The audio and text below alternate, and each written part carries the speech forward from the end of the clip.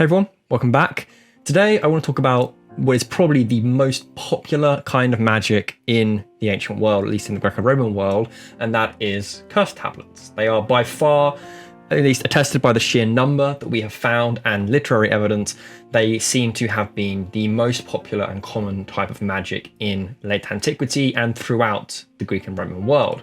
But till now, the understanding of how they work, what they are exactly, is kind of elusive. So I want to clarify some of that today, and I want to talk about some of the ways in which curse tablets were thought to work and exactly what they are, because there's a lot of debate over whether they are actually curses or not. So if you're interested in ancient magic and you want to know how they work, stick around to the end of the video because you're going to get a full explanation. And as always, don't forget to like, share, subscribe, and ring that notification bell to get notified every single time I upload a video, and I would love to hear your thoughts and for you to be a part of this community. Let's get going.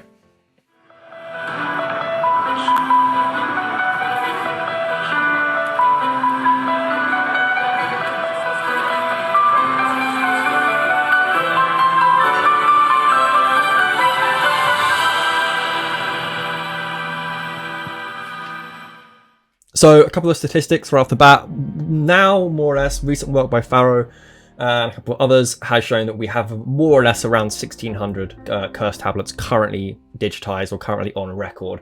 About 220 of which have been found in Greece, especially in Attica.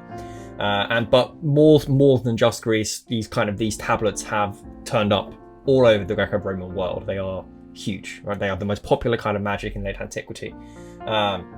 And what's really interesting about them is they all have very similar verbal formulas, very similar inscriptions, very similar ways in which the magic on them is thought to work and the way in which invocations are employed. So the fact that we have such a huge corpus and such a huge amount of what is really one particular style of magical invocation and magical technology is really, really useful to us, because it shows us essentially a huge genre that was very, very popular, and we have enough material to reconstruct a lot of the theology, a lot of the practice, a lot of the assumptions that were being made by the original authors.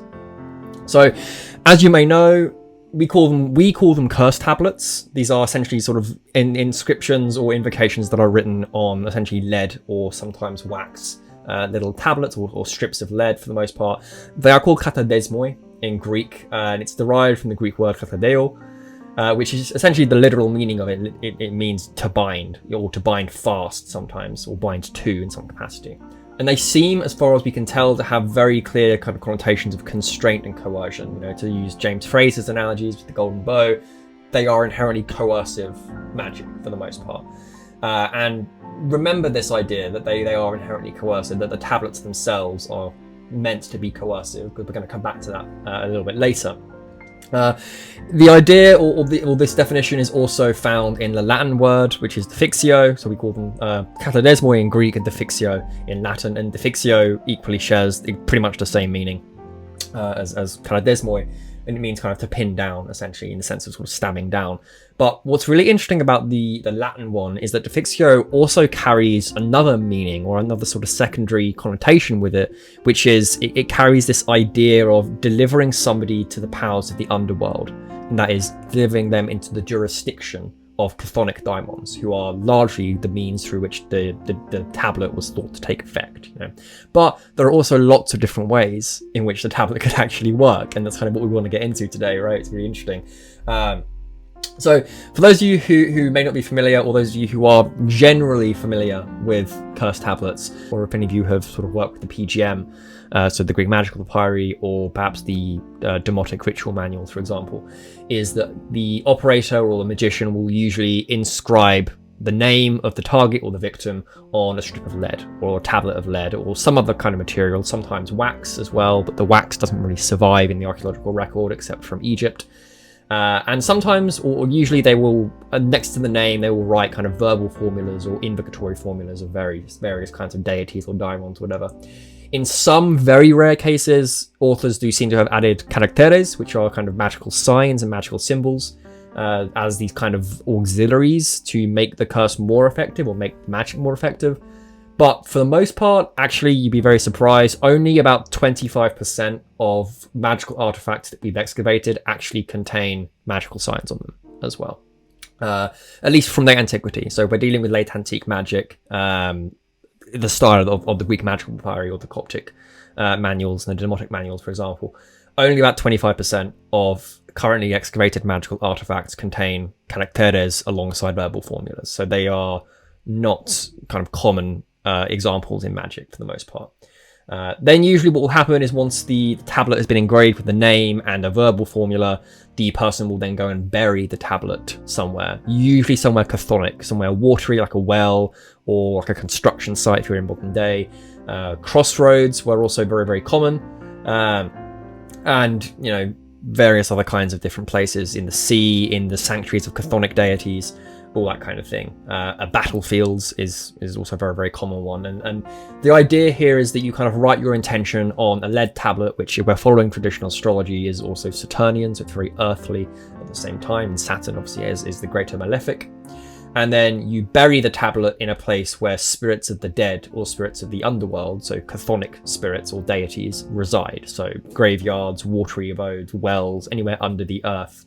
Because the idea is that you want to basically write a cursed tablet as a statement of your intention, and then you bury it in a place occupied by the restless dead, and that then sort of carries your intention over to them, and then they go and enact whatever is written on the tablet. Essentially, that's kind of the common way of thinking about it, right? But there are a couple of problems with this way of thinking, because a lot of our modern definitions of cursed tablets just fall short completely. You know, we really can't say everything like this is cursed tablets. We don't have a good enough definition or delineations for ancient magic, right, in the ancient world, because not all lead tablets are curses, and also not all curses are written on lead tablets. You know, occasionally things are written on wax, they're occasionally written on ostraca or other tools. So we can't make this assumption that I see a lot of people making, that, oh, well, if something's written on lead, then it's immediately a cursed tablet. Well, no, because not everything written on lead tablets are curses, right? And this is a problem. There is a serious lack of kind of delineation in the study of ancient magic right now, where we don't really have a way to accurately define the methodology of curses or really what their efficacy is. So these weird tablet things in general that are invoking supernatural aid from spirits or from restless dead or whatever it is, we don't really have a way to distinguish the different types of them. And this is really an issue, right? Because we're raising questions as modern practicing magicians or even just academic researchers of magic. We want to know basic questions, you know, like how was it thought to work? You know, how was inscribing somebody's name on a bit of lead that, you know, if we're following the PGM, it even recommends that it's not special lead that you can get. You know, you can literally just go to a random water pipe in the city, pick up a bit of lead and inscribe it on. So what's special about the lead, right? How was it thought that inscribing somebody's name on a lead tablet was supposed to bring them misfortune or somehow command the spirits and the deities through that tablet to affect them in some capacity? Or in other ways, you know, bind their anger, may not necessarily curses. So I also want to look at a couple of examples here, right? So let me pull one up here real quick, because if we look at something like the Bath cursed tablets, and the Bath cursed tablets are one of the most famous examples of cursed tablets that have been found in Roman Britain for the most part, but also just in general in the throughout the Roman Empire. The problem you have is that even though we call them cursed tablets, the invocations and the rituals on the Bath Defixiones are not curses. So we shouldn't be calling them cursed tablets, right? Instead, if you read the invocations, they are actually appeals to the Romano-Celtic deity Sulis Minerva to invoke her again for justice, essentially, or invoke her to gain justice against thieves, right? In fact, when you read the prayer distinctly does not intend for the culprit or the thief to come to harm, essentially to actually be punished. Instead, what it says is that the tablet acts as a kind of a coercive threat, essentially, to the thief, right, or the person who stole the stuff. And the idea is that the thief will only be punished if he or she doesn't return the items. So it's not a direct curse, it's almost like a counter curse or a protective charm, in manner of speaking, right? The curse only takes effect, and I'm using the term curse very loosely, but the magic there only takes effect if the person doesn't follow through and return the items. It's not a direct curse or a wish for malediction or a wish for sort of malefic fortune to come on these thieves, right? So it's really difficult. Now, of course, when we're looking at something like the Bath Curse tablets, the efficacy is actually quite easy to obtain. So, you know, when we're sitting there thinking, okay, well, how did these tablets actually work? Well, thankfully, they actually tell us, which is really interesting because it's actually fairly simple. It's mainly through divine mediation, right? So the author or the carver of the tablet is calling on Sulis Minerva for the most part, rather than calling on any daimons or restless dead or anything like that we see in the PGM. It's a very sort of clear-cut, straight chain of command in that the person writing the curse tablet is calling on the deity who is largely representing justice and wisdom in Celtic society, right? But it's really, really interesting what happens, right? Get this, because more so than the author themselves or the victim, so the person writing the tablet is enacting the curse, actually what they do is they write on this curse tablet, or they write on this defixio, that they dedicate all of the items that were stolen to Sulis Minerva. They make it the property, they give up ownership of all of the items that were stolen, and they dedicate them and offer them to the goddess instead. So the items that were stolen then become the goddess's property in general. They are offered up to her, essentially, as in a ritual context, right? And what that basically means then is that the ownership of the items that were stolen is transferred from the person, the victim, who they originally belonged to the goddess. So that then means that the thieves haven't stolen the original person's items, they've actually stolen items from the goddess herself.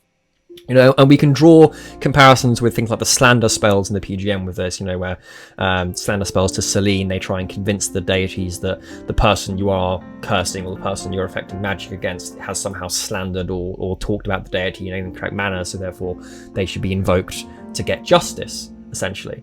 But in general, the justice that is given up by the author of the curse tablets at Bath, it's enacted by the goddess herself, not because of the person who's giving the things up, but because the goddess herself has a personal connection to the items, because you have given up ownership of them. So she's enacting her own vengeance independent of you because you don't own the items anymore. So it's a really, really fascinating system in how they're working, you know. But all of this, I think it really speaks to this idea that there is a lack of classification in how we approach magic in the ancient world, especially in late antiquity. You know, ancient magic, for the most part, it was not concerned with good and bad. It was concerned with keeping order and keeping justice, or dispensing justice, for the most part. So words like curse in our current English vocabulary, they really do us a disservice when we're talking about ancient magic, because it naturally introduces a bias into our way of thinking, because we assume all defixiones are harmful. You know, or all binding tablets are immediately harmful, or they're always negative. But that just isn't really true in late antiquity, because if we look at examples from the PGM, right, there are numerous cases, in fact, actually the majority of lead tablets in the PGM are for restraining anger of another person against you. So they are protective charms, right? They are evocative formulas that calm and soothe the anger of another person who's working against you. That isn't a curse. You're binding them, yes, you're restraining their anger against you, absolutely, but that isn't a curse, right? It's a protective charm in that sense. And it's really interesting, right? Because in that sense, or a large majority of the lead tablets and things we find in the PGM are for protective purposes. You know, even though they use the same verbal formulas, they invoke a lot of the same deities. You know, a lot of the system that they would use, whether for cursing or for protecting yourself, the deities invoked, the spirits invoked, and also the medium through which you do your magic, it's the same, right? But we still call all of them curses. They're all curse tablets just because they're on lead. And it's an issue, because they're not. They're very different intentions at the same time, and so many different things exist there in that realm of thinking, you know? So there's a big issue here. I'm hoping you can see that. Now, of course, that isn't to say that the PGM doesn't contain weird ones, you know, or the more harmful curses. It absolutely does. There is a large variety of erotic spells in there, many of which use binding formulas, and they use curse tablets and this kind of thing. So there's plenty of the traditional style of actual curses, don't get me wrong. But, you know, what all this is telling us, for the most part, I think, is that, you know, we can't really assume that the inscriptions of names and the use of tablets, especially lead tablets or wax tablets, is a distinct thing for curses. It really appears to have been something that was just standard practice in all kinds of magic in the ancient world. It's not unique to curses, right? So that you can use it to restrain anger, you can use it to win a chariot race, you can use it for actual cursing. The medium itself is so varied, and it works for so many different things. So we need to be able to distinguish between different things, like the intent of the operator, whether the magic is being performed for a client or for the person themselves. You know, all these things kind of come into play when we're studying ancient magic, and it's all important to bear in mind if we're trying to reconstruct a practice here. So really, when it comes to defining defixiones, and that's kind of what I want to do, I want to look at some of the means through which they were thought to work in general, so the actual practical concerns of how cursed tablets were actually affected in general. So if we were to try and figure that out and sort of unpack the theology and, you know, the metaphysical ideas behind their actual efficacy in general, we have to look at the formulas employed, right? So we have to look at the tablets themselves, and we have to look at what's written on them. Look at how the actual author and the engraver wrote things down. What formulas for the invocations are they using?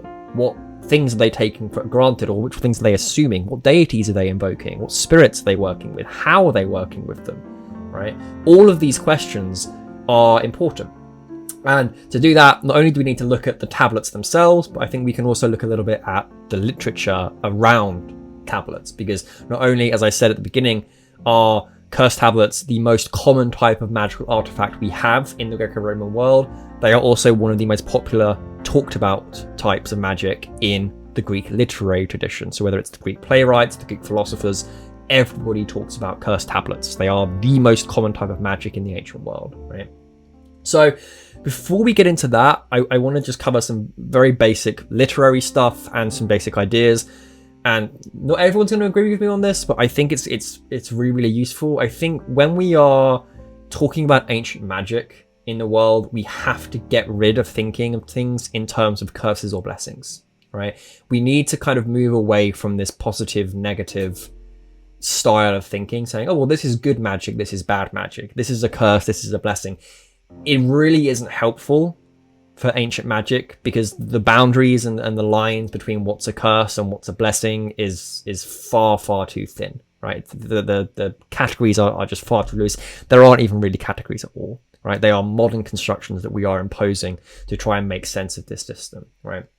And equally, as I said there, the other thing to bear in mind is that you need to understand that there are usually more than one person involved in a ritual, right? There is usually a client and an operator.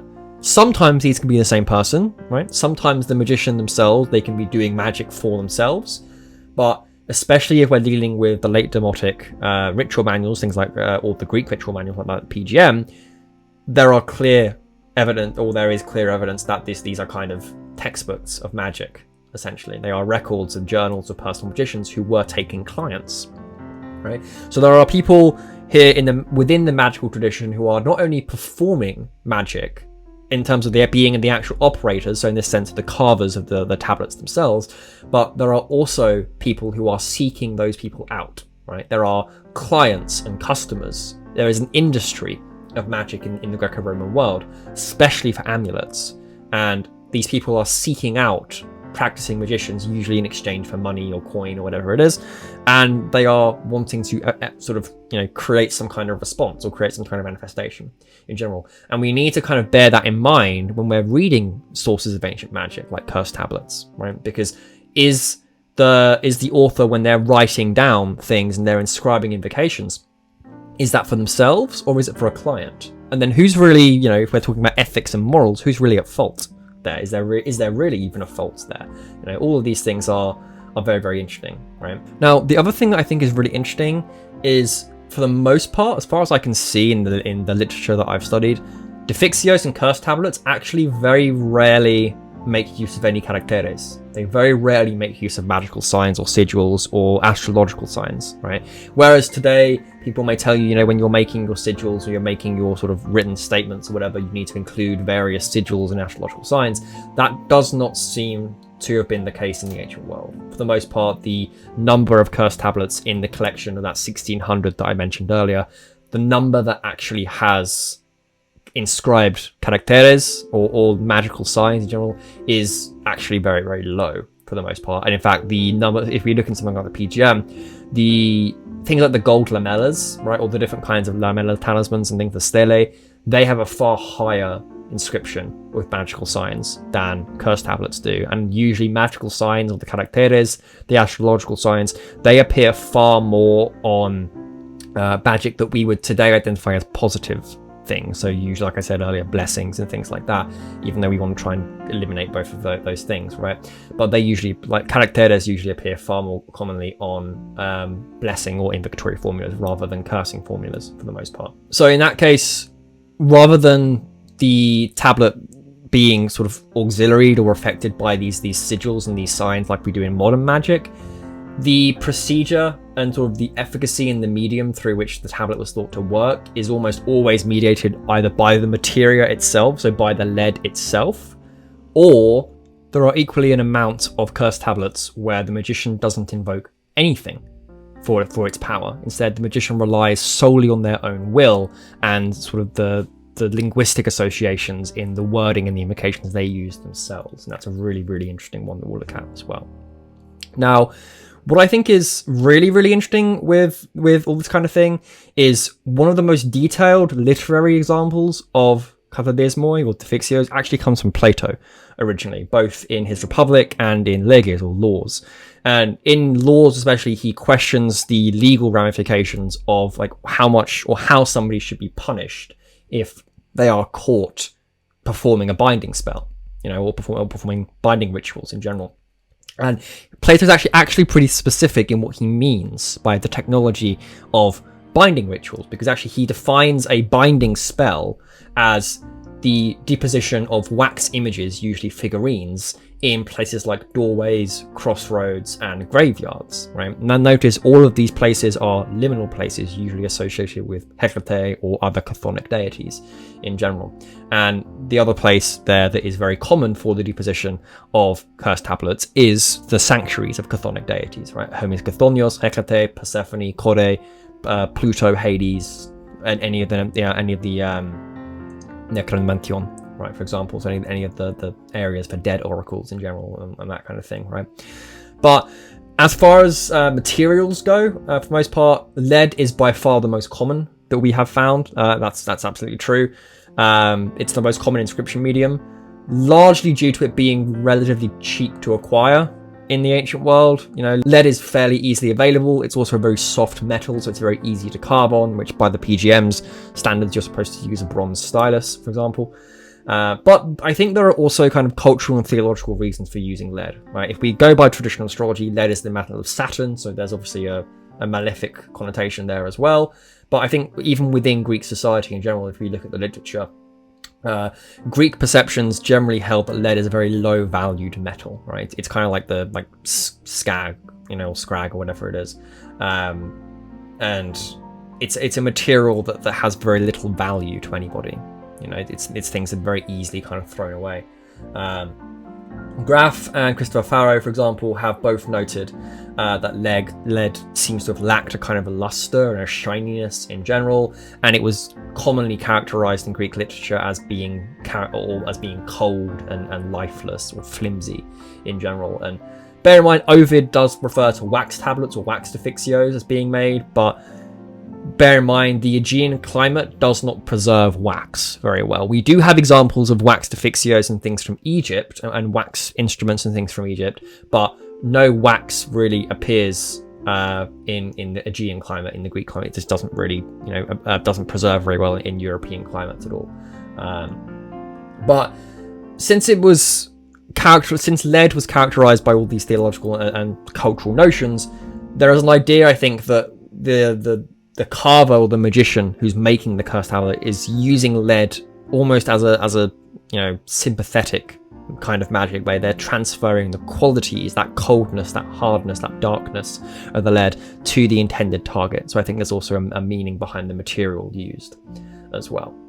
So usually speaking, the defixios almost always contain a formal wish of some kind or an intention that's inscribed, usually to bring other people or other animals under the client or the operator's control or their power. So they're not just curse tablets, right? So when we talk about defixios and binding tablets or binding tablets in general, they're not always used to intend curse or harm. A more general, kind of more accurate definition would be that they are means through which you gain influence or power over somebody. Whether that power is to restrain their anger, to make them more well-disposed towards you, or it is to harm them and bind them and do whatever it is with them. The whole purpose of a katadesmoi or a defixio is to gain control and influence over somebody, usually through supernatural assistance of some kind, right? And Chris Farrow and Eugene Kagro have done a lot of work on this kind of thing in general. And Kagro has actually proposed 4 different models and categories of operation for how the tablets were supposed to work, and I want to talk about them with you now and share them because I think they're really interesting. Most of them, as in most of the ways in which the tablets work, are defined by their verbal forms. So the invocation itself that is written on the tablet, there is a very specific kind of language that is employed, but the style of verbs, the declensions and stuff, or conjugations rather, of the verbs that are used during the invocation, they tell us a lot about the different ways in which tablets were thought to affect their goals, essentially, because they give us an insight into the assumptions that are going on inside the head of the engraver, right, or the head of the magician in general. So the first way I want to talk about that defixios was sort of thought to operate is what we call unmediated action. And this is, like I said earlier, through the engraver's will alone. So there is no deity, there is no spirit, there is no extra energy or anything invoked. It's purely down to the action of engraving and to the operator's intention, essentially, by itself, right? And the way this form of tablet is defined is usually through first-person singular verbs, or first-person conjugated singular verbs. And like I said, the idea is probably to establish some kind of link between the operator themselves and the target. So the operator's will, or the magician's will, is transferred to the target through the act of writing, or through sort of working on the lead tablet in general. So a really good example of this tablet is DTA 87A or 87A. And I'll leave a link to the categorization system and the sources in the description below, so you can check all of these out, right? But tablet DTA 87A is a really good example. It was originally found in Attica. If I think I'm getting my facts straight here, yes, it is. Originally found in Attica, and dates to more or less the 4th century BC. And it's really interesting because it's actually a tablet to restrain business competitors. So it was somebody who was clearly a businessman, and he had a lot of other competitors in Attica, in Greece, and he wants to kind of get ahead of his competition. So he makes a curse tablet, or makes a tablet in general, I should say, to restrain the competitive advantage that all of his business associates have, right? And essentially what he does is he names them. He writes on this tablet, one by one, he writes the names of the owners of the businesses, who he wants to constrain and sort of stop competing against. And he uses the Greek phrase, I bind you. So as in, just him. So it's a first person singular verb. I bind you, rather than any kind of spirit, or I bind you by the power of, or I invoke whatever. I bind you. So it's purely just him, which is really, really interesting. And that's a really classic example of this unmediated type of tablet, essentially, because there is no clear supernatural aid invoked, right? There's no spirit, there's no restless dead, there's nothing, essentially. So it really seems like, in my opinion at least, when I read stuff like this, it seems like the author or the engraver is drawing on, or kind of banking on, the nature of the verbal form itself as a kind of a metaphor for declaring his will. So he's working with the tablet itself, and in somehow it was thought that the tablet itself would link to the person, and his will would be carried through the tablet and through the actual word that he writes. So the words in the invocation, that wasn't even an invocation, the words that he writes, that binding there, I bind you, he is stating his intention out into the world, and somehow it was thought to carry forward, towards the people that he is directing, right? So that's a really interesting one. The next way in which defixios work is kind of what we can call like the classic defixio, which is through a supernatural intermediary, right? Or some kind of paradros or assistant spirit of some kind that is invoked by a formula, usually a verbal formula that is inscribed or drawn or etched on the tablet, essentially, to enact the operator's will, right? So the operator themselves, the carver, doesn't enact the will. They sort of give it off to a deity or a daimon or a spirit or whatever it is, and the tablet then acts as instructions for, say, the restless dead, or for a deity to pick up and then go and do, right? So the deity then performs the curse there, and that's usually predicated on your relationship with the spirit and the magician's relationship with the spirit and stuff in general, right? And the kind of spiritual creature that's invoked in this can be very varied. It can be a god, like Hecate or Hermes Chthonios, for example. It can be daimons, usually chthonic daimons, or it can be, you know, the Oroi, for example, the restless dead, and that's a huge another big category in general. But what I think is really interesting is any kind of notion of supplication here. So what the magician or the carver asking for help, you know, writing instead of saying, I invoke you, Hecate, may you please do this, can you do this, whatever it is, there is a very, you know, that formula of supplication is very rare in cursed tablets. It almost never appears. The invocations of this type, when we're looking at supernatural assisted defixiones, they are almost always imperative, right? So they're written in the imperative commanding tone, and it's a coercive formula, right? So again, going back to that idea that we said at the beginning, that magic is inherently coercive. It's very kind of James Fraser, so I'm not the biggest fan of it, but it is just kind of how it seems to be working, essentially, right? The general invocations of the supplicatory type when we're dealing with PGM magic and cursed tablets in the ancient world are second person imperative verbs. So they are very much kind of commanding tones, right? Where it's like, it's kind of like, I order you, or you will do this, right? So a really good example of a tablet like this is DT52, again found in Attica, 2nd century BC for the most part, and it commands or invokes chthonic Hermes, right? So Hermes Chthonios to bind the targets, because Hermes Chthonios binds you, you know, all this kind of thing. And it's really interesting, right? Because that kind of coercive formula is actually very typical for the older defixiones, so the ones that exist earlier in time. They generally use the coercive formulas, right? Or the imperative formulas for deities and spirits. As time goes on and we find cursed tablets and defixiones that are closer to us in time, so the later ones seem to take more supplicatory formulas, right? So that they seem to be asking for help from the deities rather than commanding the deities. So it reflects a shift in ideology from the goes, right, or the original goes, who was commanding gods, and perhaps an influx of theologic philosophy as well there, which is really, really interesting in general. In fact, John Geiger, in his 1992 book Cursed Tablets and Binding Spells of the Ancient World, he actually talks about another type of this kind of formula. It's very similar to the previous one of the I bind formula for the most part, but there is another kind of curse formula that we find quite common on cursed tablets in general, and it's actually kind of more like a judicial form. It's almost like a court order, you know, like it's written in the sense of a legal contract with the spirit, right? Which is really, really interesting, because in this kind of case, the formula that is written on the cursed tablet, it's very similar to that I bind you formula in general from before, but instead of using the word bind, katadeo, in Greek, it uses the term register instead. So you register the person's body or the person's soul under the auspices of a deity, right? So the idea is that the operator, you, who the person, or the magician, the person carving the tablet, essentially, he kind of hands over jurisdiction of the target's fate to the spirit in question, right, or to the invoked deity.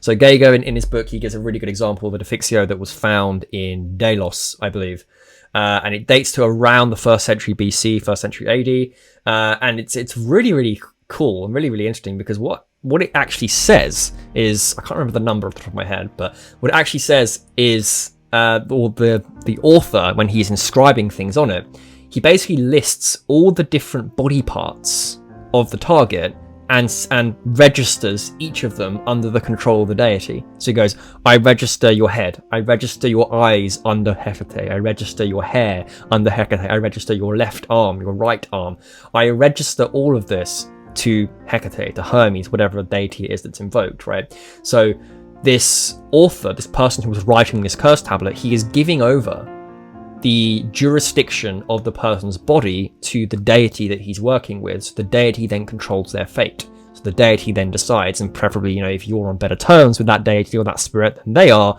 then it will affect a curse, right? So the spirit and the deity has control over the person, right? So it's really interesting the way that all turns out and the way that works. But there is one more type I think that I want to go over here real quick, and that is kind of the final category that Pharaoh talks about for the most part in his discussion of Defixios. And he calls it the wish formula, or sometimes the similia similibus, for example, in Latin. And these are really interesting ones. These are essentially verbal formulas that are wishes, or they are expressed as wishes for, what should we call it? It's not quite sympathetic magic, but it's very similar to sympathetic magic, because the way these invocations are written on cursed tablets, they typically involve the carver making a desire or making a wish for the target, so the victim of the cursed tablet, to take on certain traits and qualities associated with something else. Usually the tablet material itself, like the lead, right, or the wax, or that the person will take on and become qualities associated with where the tablet is buried in general, right, or where it's deposited. So, for example, a good example that Pharaoh uses here is tablet DTA 67, and he uses it, like the inscription or the invocation on the tablet basically says that the author is carving words in there, and he goes, okay, all of these words that I direct to you, they will be as cold to you as the lead upon which I'm engraving. Right, so they draw on the inherent occult virtue of the materia itself, like the occult hidden virtue, if we're quoting Agrippa, right? They draw on that occult virtue to bring out an association in the target in general, right? So they draw similarities and sympathy with the tablet. So they're writing it down. They say, okay, as I write this tablet, as it is cold and hard and dense and flimsy, whatever it is, so too will you be cold and hard and dense and flimsy and whatever it is. Or if they throw a tablet into a dark hole, whatever, they will say there are examples of tablets that go, I invoke this by such and such, whatever it is, by such a deity or spirit, whatever it is, and I hope or I wish, it is my wish, it is my intent that just as this tablet rests in darkness piled on by soil and dense earth, so too will you be weighed down by earth, so too will you be weighed down by spirits, right, by this lead, so on, right?